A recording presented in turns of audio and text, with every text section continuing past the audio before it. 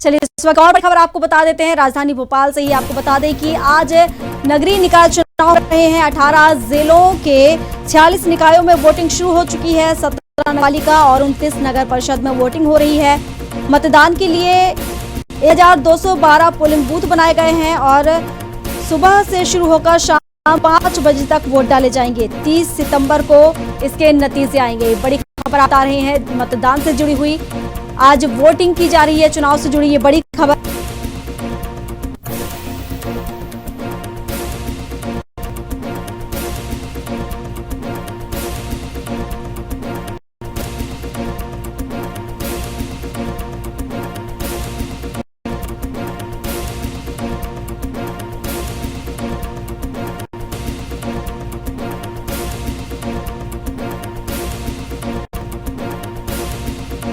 ये तस्वीर आपको दिखा रहे हैं नगरीय निकाय चुनाव से जुड़ी हुई, जहां आज सुबह से ही मतदान शुरू हो चुके हैं। 18 जिलों के 46 निकायों में वोटिंग शुरू हो चुकी है।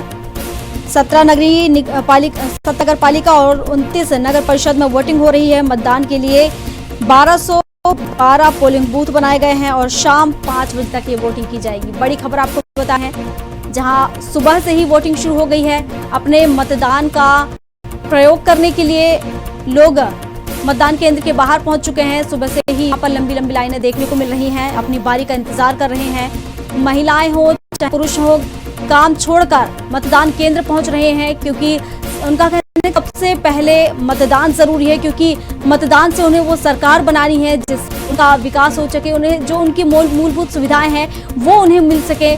और उसके लिए अपनी सरकार चुनने के लिए सुबह से ही लोग घरों से निकल चुके हैं। काम को छोड़कर उन्होंने पहले मतदान को चुना और अपने मत करने के लिए वो मत केंद्रों तक पहुंच रहे हैं। ये बड़ी खबर आपको बता रहे हैं, जहां आज से निकाय चुनाव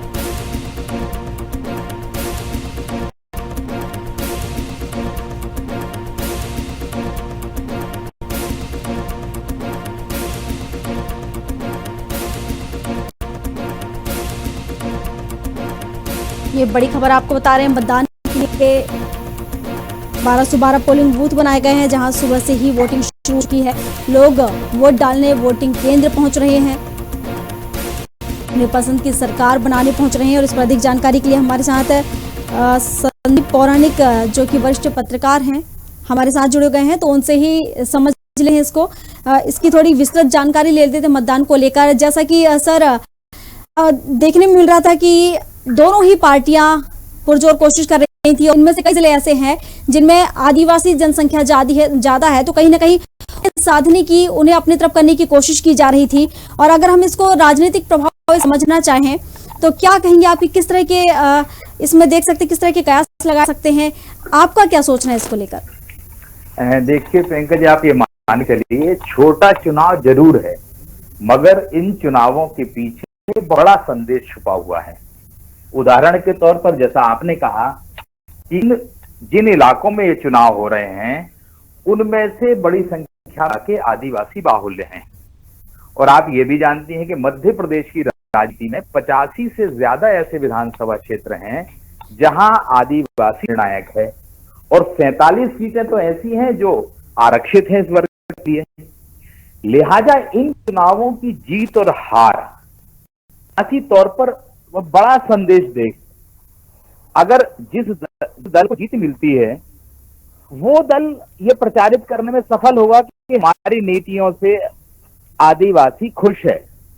और यही कहा है कि इस चुनाव में कांग्रेस के चाहे प्रदेश अध्यक्ष हो कमल जी या फिर बीजेपी के प्रदेश अध्यक्ष और मुख्यमंत्री, दोनों ने पूरा जोर लगाया है चुनाव में। यही कारण है कि ये चुनाव रोचक हैं और सबकी नजर है। ये बड़ा संदेश देंगे 2023 के होने वाले विधानसभा चुनाव को लिए, और सबकी नजर भी इसीलिए है।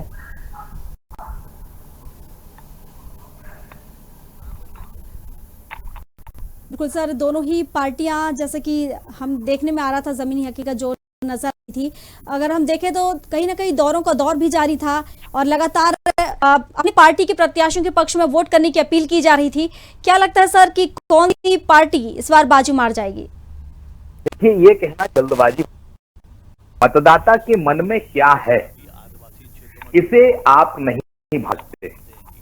मतदान का प्रतिशत क्या रहता है, ये एक संदेश मिलता है कि शाम तक हमें इंतजार करना होगा कि मतदान का आखिर प्रतिशत क्या रहा। लेकिन उसके बावजूद भी आप ये नहीं कह सकते कि किससे है, किस राजनीतिक दल से, क्योंकि ये चुनाव पूरी तरह उम्मीदवार के आधार पर होता है। क्योंकि पार्षद का चुनाव है, कोई सीधे अध्यक्ष का चुनाव हो रहा है इसमें, तो पार्षद उस इलाके का परिचित व्यक्ति होता है, उस व्यक्ति की छवि।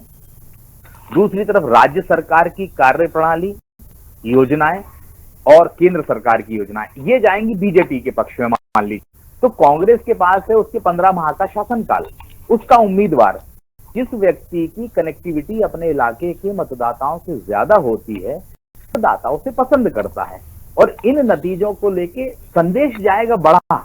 लेकिन क्या मतदाता जो पार्षद को जिताएगा वही सांसद को जिताएगा, ये कहा नहीं जा सकता। लेकिन इन चुनावों के बाद मध्य प्रदेश में कोई बड़ा चुनाव नहीं है, इसलिए इन चुनावों से जिस दल को बढ़त मिलेगी, यूं है कि वो एज में होगा, वो बढ़त में होगा, और वो आदिवासियों को लुभाने की कोशिश तेजी से करेगा, मुझे ऐसा लगता है। बिल्कुल सर, जैसा कि अगर इन चुनावों की बात करें, इन निकाय चुनावों की, जहां जहां निकाय चुनाव हो रहे हैं, ज्यादातर अगर हम क्षेत्र देखें तो आदिवासी आबादी वाले हैं, और कहीं ना कहीं जयस का भी वर्चस्व देखने को मिल रहा है। तो क्या लगता है कि दोनों पार्टियों को पीछे छोड़ते हुए जो जयस है वह खेल बिगाड़ सकते हैं और आगे निकल जाएंगे? देखिए, आप ये मान के चलिए कि जयस खेल तो थोड़ा सा बिगाड़ सकता है जी, लेकिन दोनों पार्टियों को पीछे छोड़ दे ये मुझे संभव नहीं लगता, क्योंकि जयस का कोई ऐसा ट्रैक रिकॉर्ड नहीं है। इन्होंने पिछले चुनाव में कांग्रेस से समझौता कर लिया था। लोगों के बीच में एक संदेश है ना कि आपकी कांग्रेस से नजदीकियां हैं। अगर कोई व्यक्ति कांग्रेस को जिताना चाहेगा तो वो जयस को वोट क्यों देगा? सवाल बड़ा है। कुल मिलाकर के ये है कि जयस की ताकत का भी एहसास हो जाए चुनाव के जरिए। जो आपने सवाल किया उससे हम ये मान लें कि इस चुनाव से जयस की क्या ताकत है वाकई मध्य प्रदेश में, ये भी सामने आ जाएगी मुझे लगता है। ये कह सकते हैं सर कि दखल जरूर देखने को मिलेगी जयस की इस चुनाव में। हाँ, ये मान सकते हैं ओपन, उपस्थिति तो नजर आएगी, लेकिन कितनी ताकतवर है ये नतीजे बताएंगे। और ये दोनों दलों के लिए बड़ा सुखद होगा ये जो नतीजे आएंगे, क्योंकि जो डर है जयस का, कांग्रेस और बीजेपी दोनों, वो समझ जाएंगे कि वाकई में जमीन में जयस की क्या स्थिति है। ये संदेश लेने वाले चुनाव होंगे के लिए। ठीक है, शुक्रिया सर आपका तमाम जानकारी के लिए।